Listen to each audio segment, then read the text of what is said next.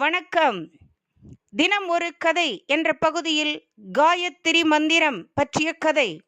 புதிய பூணூலை அணிந்தவர்கள் தினமும் காயத்ரி ஜபத்தை 3 முறை தவறாமல் ஓத வேண்டும். காயத்ரி மந்திரம் உள்ளத்தை இதமாக்கும் மந்திரங்களிலே மிகவும் உயர்வான மந்திரம். கீதையில் கண்ணன், மந்திரங்களில் நான் காயத்ரியாக இருக்கிறேன் என்று கூறியுள்ளார். மகாவிஷ்ணுவின் திருமுகத்திலிருந்து தோன்றிய மந்திரம் இது. விஸ்வாமித்திரரால் இம்மந்திரம் ராமபிரானுக்கு உபதேசிக்கப்பட்டு அதன் பலனாக ராமன் ராவணனை வென்றார். இம்மந்திரத்தை வாயால் உச்சரித்து ஜபித்தால் 1 பங்கு பலனும், பசுவின் கொட்டடியில் அமர்ந்து ஜபித்தால் 10 மடங்கு பலனும், யாகசாலையில் ஜபித்தால் 100 மடங்கு பலனும் கிடைக்கும். இம்மந்திரம் ஜபித்த மூடனும் மகா ஞானியாவான், தரித்திரன் தன்வந்தனாவான். பூணூல் தயாரிக்கும் போது காயத்ரி மந்திரத்தை ஜபித்துக்கொண்டே தயாரிப்பார்கள். அப்படி ஜபித்து உரு ஏற்றப்பட்ட பூணூலுக்கு சக்தி அதிகம். ஒரு ஏழை பிராமணர் பூணூல் தயாரித்து கொடுத்து அதில் வரும் சொற்ப வருமானத்தில் வாழ்க்கையை எப்படியோ ஓட்டி வந்தார்.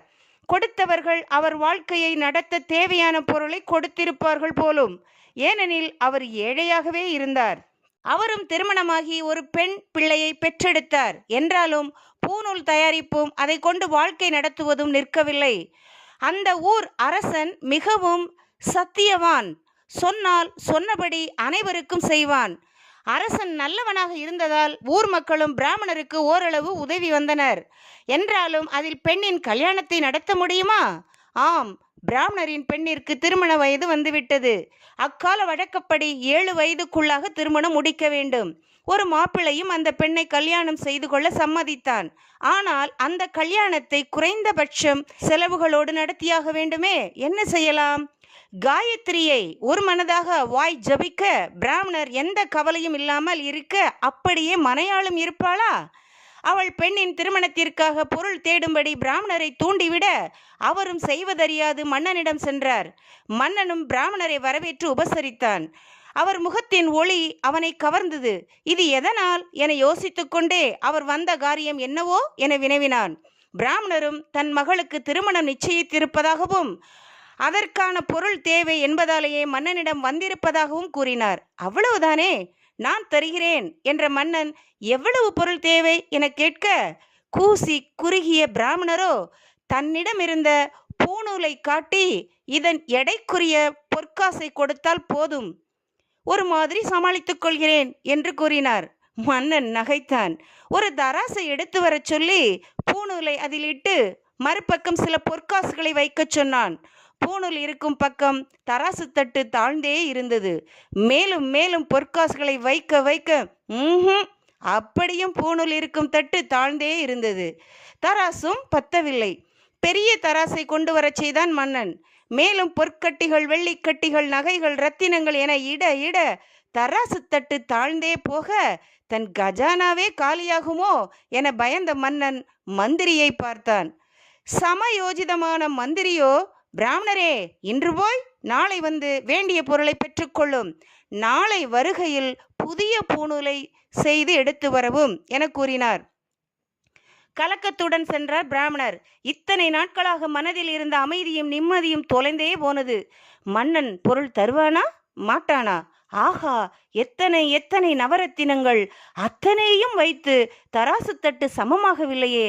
நாளை அத்தனையும் நமக்கே கொடுத்து விடுவானோ? அல்லது இன்னமும் கூட கிடைக்குமோ? குறைத்து விடுவானோ? பெண்ணிற்கு கொடுத்தது போக நமக்கு கொஞ்சம் மிஞ்சும் அல்லவா? அதை வைத்து என்னென்ன செய்யலாம்? பிராமணரின் மனம் அலை பாய்ந்தது. அன்று இரவெல்லாம் தூக்கமே இல்லை. காலை எழுந்ததும் அவசரமாக நித்திய கர்மானுஷ்டங்களை முடித்தார். பூணூலை செய்ய ஆரம்பித்தார். வாய் என்னவோ வழக்கப்படி காயத்ரியை ஜபித்தாலும் மனம் அதில் பூரணமாக ஈடுபடவில்லை. தடுமாறினார்.